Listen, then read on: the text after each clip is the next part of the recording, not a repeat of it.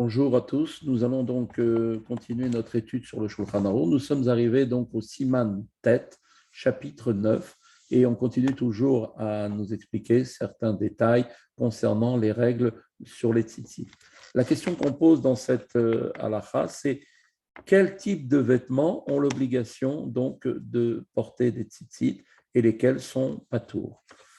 Ein halakha alef. Ein chaya betzitzit minatora ela beget pishtin.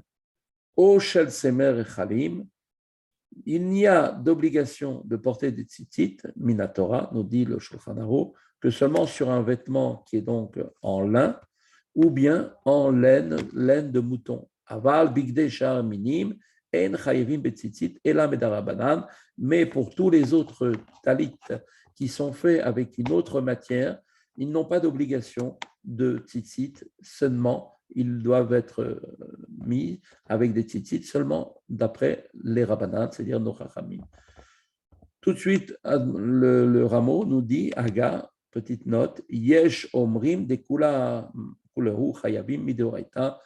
Il nous dit que certains commentateurs disent que tous, quelle que soit la matière qui les compose, tous ces talit sont redevables de mettre des tzitzit de oraita, vachi al-cheta, et d'après le Rameau, c'est ainsi que doit être donc accomplie la loi.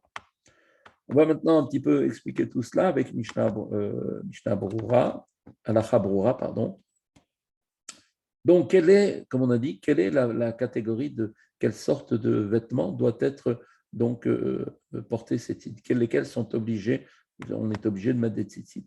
רבותינו הראשונים נחלקו בדבר סוגי הבגדים החייבים בציצית מן התורה. Les rishonim, nos maîtres, les rishonim, sont en discussion sur les catégories de vêtements, c'est-à-dire sur la matière faite des vêtements pour lesquels on a l'obligation de mettre les tzitzit. Pour certains, ils disent que c'est précisément les vêtements faits en lin qui doivent avoir, ou bien des vêtements faits mitzemer echalim de ce qu'on appelle la laine des moutons, qui est donc chayav de tzitzit minatora. Aval she'ar mine begadim, mais les autres sortes de vêtements faits dans une autre matière, comme par exemple beged asui memashi, par exemple fait de soie, ou mite ou mechonetet, qui s'est basé, ou bien d'autres matières de ce genre-là. Einam chayvim betzitzit, ela miderabanan, n'ont d'obligation que seulement miderabanan. Vechen da'at maran hashulchan aruch shekabalnu orchotav, et ainsi en est-il de l'avis du Shulchan Aruch dont nous avons accepté donc ces enseignements. Veyesh omrim she'av begadim asuim mishar minim, et certains disent que même les autres vêtements faits à partir d'autres matières, chayavim betzitzit minatora, ont l'obligation de porter des tzitzit, donc minatora. Vechen pasak arama, et c'est ainsi que donc a tranché le Rama. Il dit cependant, il est tout à fait juste et bien que tous ceux qui craignent, donc qui ont la crainte de Dieu, de porter un talit qui sera fait avec donc de la laine de mouton. Afin d'accomplir la mitzvah du tzitzit selon tous les avis. Et il est bien donc de faire cela aussi, même pour le talit katan, la soto, betsemer rechalim, de porter donc des vêtements, un talit en laine, afin d'accomplir la mitzvah de tzitzit durant toute la journée. Donc, comme c'est rapporté sous cela, donc dans Rabbeinu Ishaya, Rishon, dans le Sefer Machia, comme on voit aussi toutes les réponses qui sont amenées là-bas sur le ride, Shaya, Sheire Shamaim Loa, assez talit et la mitsemer, que celui qui craint Dieu ne fera un talit, ne prendra un talit que seulement de laine, afin donc de sortir de toute forme de discussion, car d'après tout le monde, tous les avis, le talit en laine est le mieux de ce qui se fait. De même, on voit dans le Maharil, enfin, tous les commentateurs qui expliquent, on a rapporté donc dans tous les endroits que effectivement c'est comme ça qu'il fallait faire.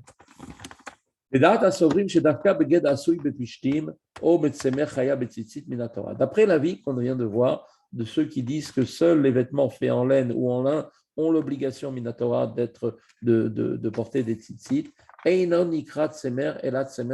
on parle de laine, on parle exclusivement de laine, donc de moutons. Donc, ben nekavod, ben zecharim, que ce soit des moutons mâles ou bien femelles. Aval tsemer shel gemalim, ou bien par contre la laine des chameaux, par exemple, ou tsemer shel argenot, ou bien shel izim, ou bien la laine fait de lapin ou bien de izim, c'est-à-dire des béliers, n'est pas du tout considéré comme laine par rapport à notre sujet.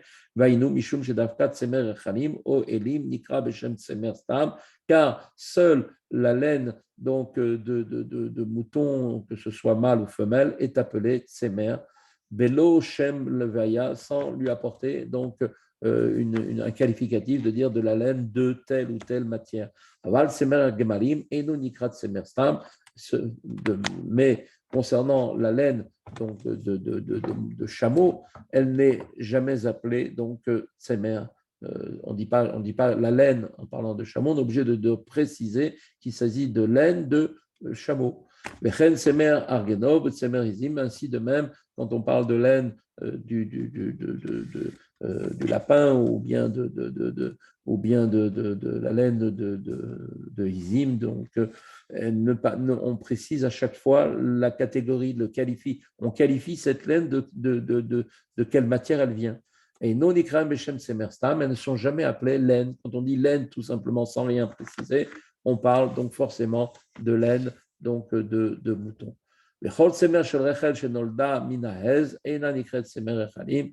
Et donc, toute laine qui est sortie donc, de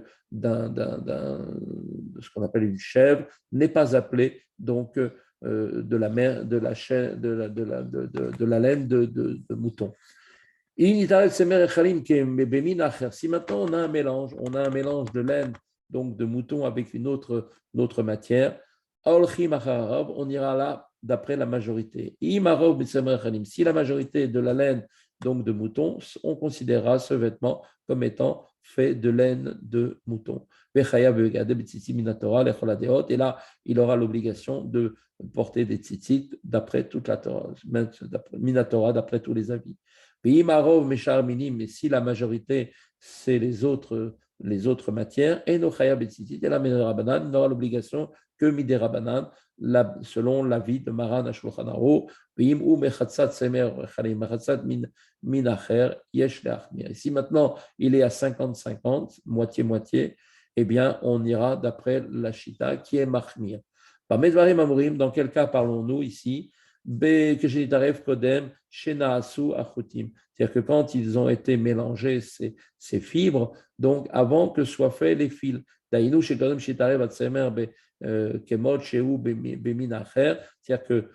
que avant que se mélange la laine avec une autre espèce, l'autre matière,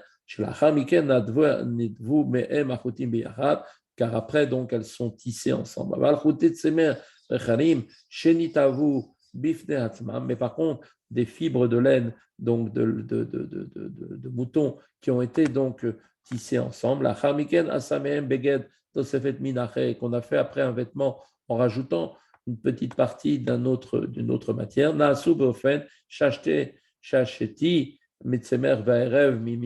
comme par exemple, on va faire en sorte que la trame soit faite avec de la laine et que le fond soit fait avec une autre espèce, ou bien l'inverse.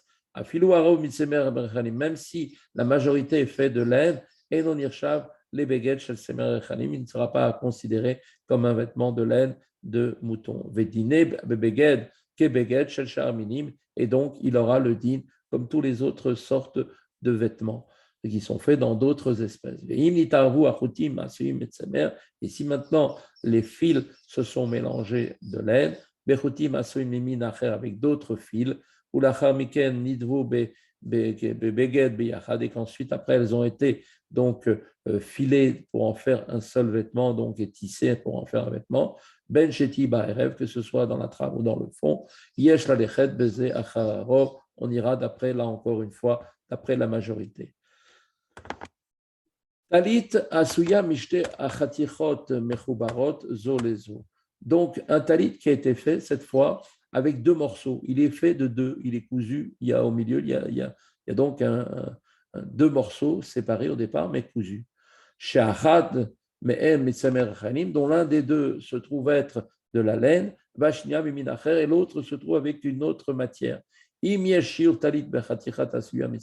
y a la quantité suffisante dans le morceau qui a été fait de laine, comme on avait vu précédemment, Vegam Khaticha, qui est en fait, comme on avait dit, à peu près un mètre de long, à peu près sur 50 cm, Vegam Khatichazo Asuya Mitsemer Irov Beget, ou bien que ce morceau-là qui a été fait à partir donc de cette laine et la majorité du vêtement, elle a l'obligation de mettre des tzitzit minatora. Mais si maintenant la partie qui est en laine n'est pas la majorité du vêtement, alors elle n'aura d'obligation de mettre des tzitzit que seulement midera banan. La date asovrim, she'en chayivim betzitzit minatora, et la beget semer au pishtim, qui va bien sûr cet avis selon ce qui a été tranché par ceux qui disent que quand que seuls les vêtements en laine et en lin ont l'obligation de mettre des tzitzit minatora. Et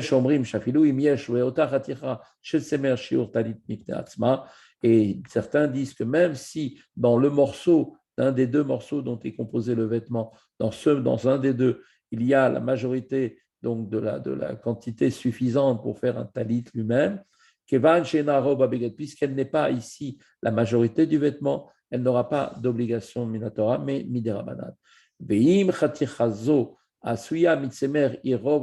si maintenant ce talit qui a été fait, ce vêtement qui a été fait, dont la majorité est en fait un vêtement, de ce vêtement est fait de laine, et là, talit, mais qu'il n'y a pas ici la grandeur suffisante pour faire un talit, alors les derniers commentateurs sont en opposition.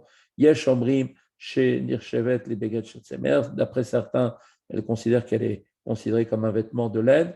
Et Mipne chez Yesh Alechet Acharaov, car on doit toujours aller d'après la majorité. Veyesh Omrim chez Dina Kedin Beget Shel Shar Minim. Et d'après d'autres, il faut aller d'après comme si c'était un vêtement fait avec d'autres espèces. Voilà, donc nous allons laisser ici notre étude et nous reprendrons demain avec l'aide de Dieu. En attendant, une bonne journée à tous.